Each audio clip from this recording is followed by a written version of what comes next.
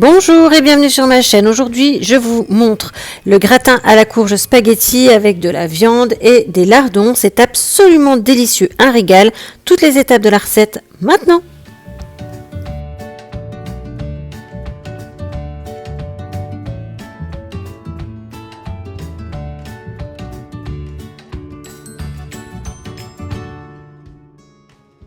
Pour le gratin de courge spaghetti, il va vous falloir une courge spaghetti.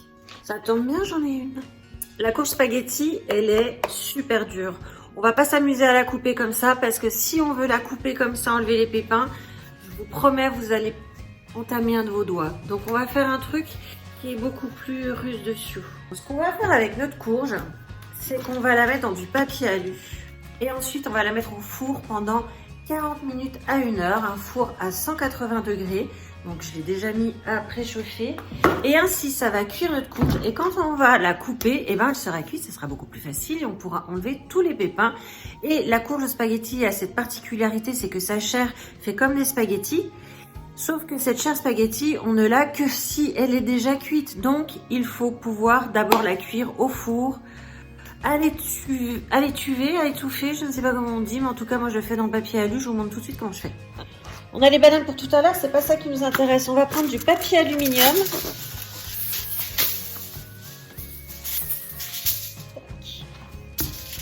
Et on va juste envelopper notre courge dedans. Et comme vous pouvez voir, on voit encore la chair de chaque côté. Donc on va mettre un papier dans l'autre sens.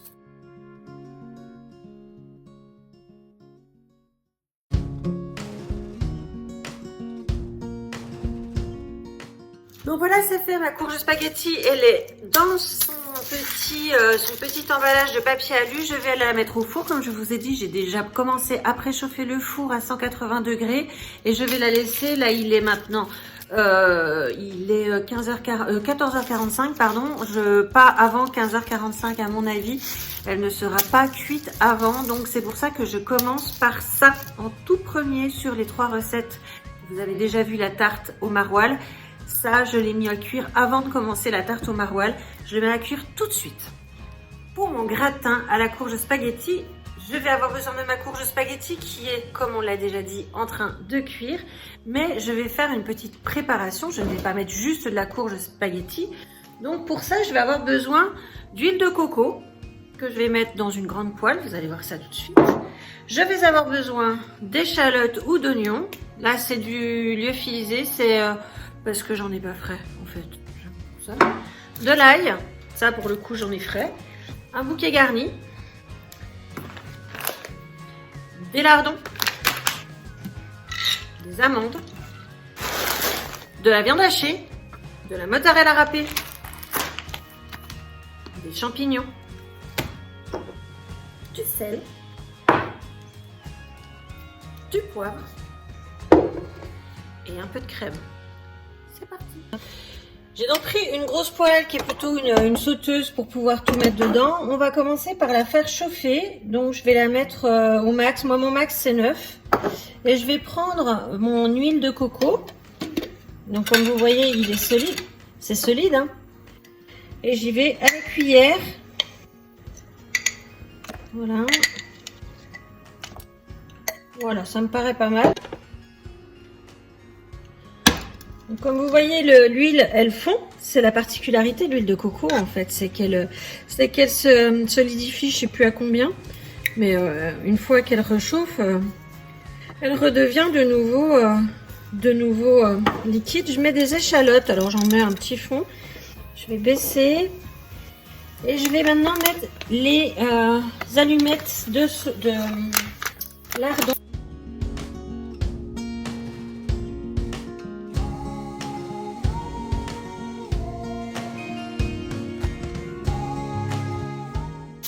Et là, on va laisser les lardons saisir. Donc, on va leur foutre un peu la paix. Je sais pas si vous voyez, mais là, ils ont rendu pas mal d'eau. Ils ont réduit. Et c'est à ce moment-là que je vais mettre les amandes. Une grosse poignée d'amandes. Je Je les laisse entières, des fois je les hache. C'est variable, là j'ai envie de les laisser entières. Et voilà, on laisse continuer de cuire jusqu'à ce qu'ils soient bien grillés.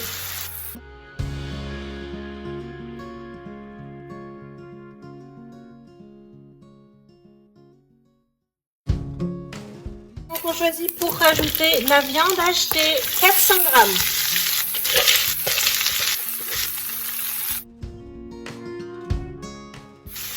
On va rajouter deux feuilles de laurier, une branche de thym, ouais, une bonne grosse branche de thym comme ça. Voilà.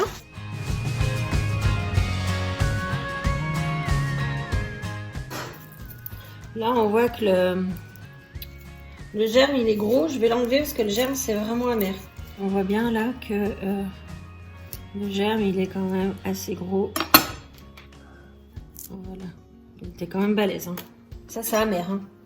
J'ai tous mes os, un ail des os qui sont coupés, où j'ai enlevé le germe. Je vais juste les écraser avec le plat du couteau, histoire qu'ils libèrent leur jus. Et on va les mettre dans notre poêle. On va s'occuper maintenant des champignons. Donc moi les champignons, je les épluche systématiquement et j'enlève les pieds. Je sais, il y a plein de gens qui font pas comme ça. Chacun fait comme il lui plaît. On va s'occuper déjà de les éplucher.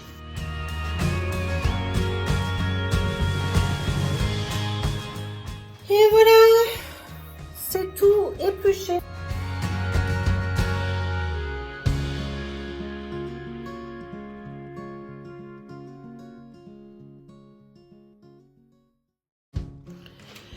J'ai rincé la boîte, je mets tout dans la boîte en attendant la cuisson.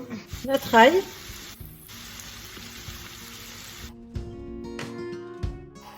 Les champignons.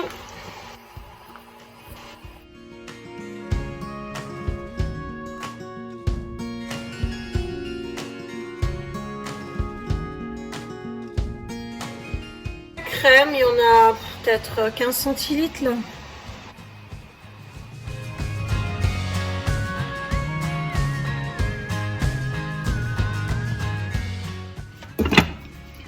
Et je couvre et je laisse popoter comme ça pendant 10 minutes, un quart d'heure. Je vais rebaisser un peu. Je vais enlever ça, le thym, et je vais enlever le laurier. Je ne sais pas si vous entendez, j'ai mon four qui sonne, ça veut dire que la tarte au maroilles est cuite.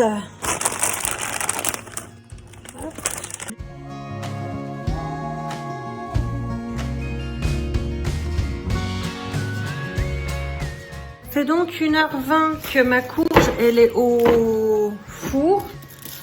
Je viens l'enlever. Au toucher, je suis pas sûre. On va quand même vérifier ça ensemble. Elle est dure, mais non, ça va. C'est bon.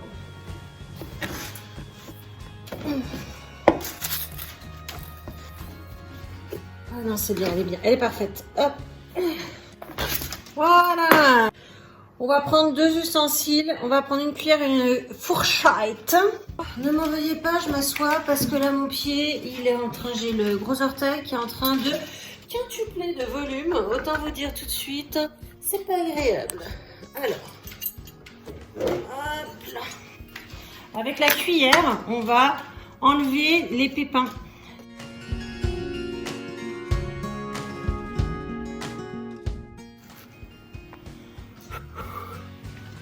Vous pouvez garder les graines, hein. Il y a des gens qui gardent les graines de courge, qui peuvent en faire des pois pour les fonds de tarte, comme on disait la dernière fois pour la tarte au maroilles, enfin pour moi c'était tout à l'heure, mais où moi j'utilise du riz, on peut très bien prendre des graines de courge, les faire sécher et puis s'en servir comme pois, hein. Il n'y a pas de contre-indication à cela.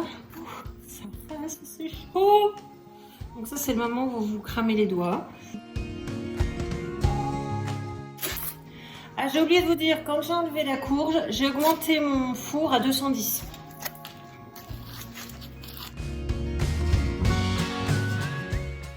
On va zaguer ça. Quand je dis on va zaguer ça, ça veut dire je ferme. Ça va aller à la poubelle. Et maintenant, on va faire la partie qui est pâte. Alors, il y a deux solutions. Il y a soit vous voulez garder la peau et la farcir après. Moi, je vois qu'elle est déjà cassée ici. Et en même temps, j'ai envie de vous dire, je n'y arrive jamais. Soit vous voulez pas le faire. Et auquel cas, vous mettrez dans un plat à gratin. Et là, avec la fourchette, vous venez gratter.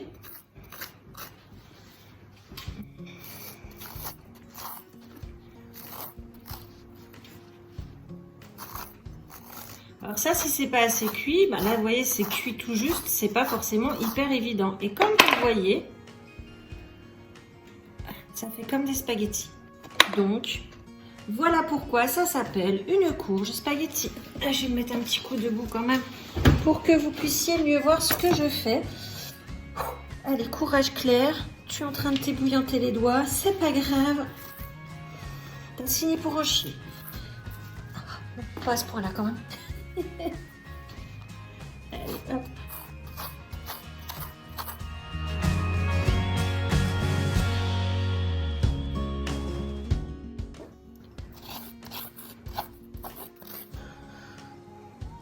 C'est la première fois que je réussis à vider ma courge sans casser la coquille, la peau, donc je pense qu'on va remettre dedans. Hein.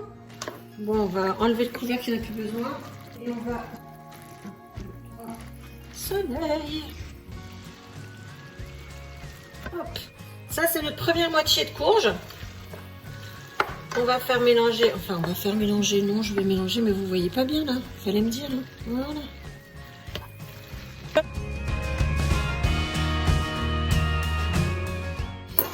Allez, c'est parti pour la deuxième moitié.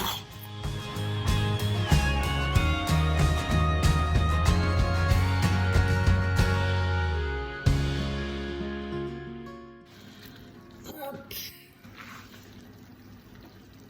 Et voilà, là il y a toute la courge. Bon, j'ai pas besoin de vous dire que je me suis lavé les mains avant quand même. Plusieurs fois pendant les recettes. Hein. En plus, j'ai fait la vaisselle. Donc... Là, je vais remettre de la mozza râpée. Parce que j'adore ça. Et parce que j'ai jamais dit que c'était une recette régime. Hein.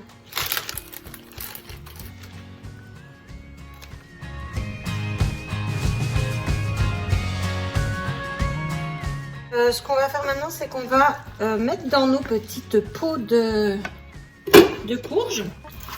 Je vais les mettre là-dedans. Pour qu'on puisse les farcir, enfin plus les fourrer que les farcir parce qu'il n'y a plus de chair là-dedans. Donc voilà, allez hop, on y va. Hop. Et comme il en reste un peu, je vais en mettre dans un petit tupperware qui va au four. Un petit peu, très peu de mental, mais très peu, c'est juste histoire de faire un petit gratiné. Oh, si j'arrive à l'ouvrir, dis donc.